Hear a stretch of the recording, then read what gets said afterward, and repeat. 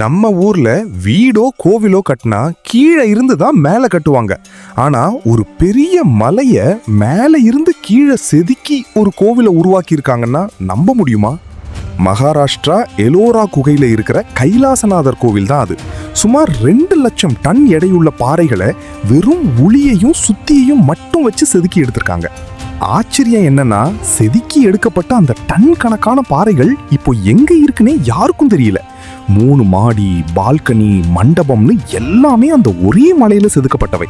இங்க இருக்கிற ராமாயணம் மற்றும் மகாபாரத சிற்பங்கள் அவ்வளவு தத்ரூபமா இருக்கும். முக்கியமா ராவணன் கைலாச மலையை தூக்குற மாதிரி இருக்கிற சிற்பம் ஒரு வேற லெவல் கலைப்படைப்பு. நம்ம கிட்ட இருக்கிற புது 20 ரூபாய் நோட்டை திருப்பி பாருங்க, அதுல இருக்கிறது இதே கோவில் தான். காலம் கடந்தும் தமிழர்களின் திராவிட கலைப்பாணியில ஜொலிக்குது இந்த அதிசயம். நீங்க இன்னும் இந்த விந்தைய பார்த்ததில்லையா? ஏன்னா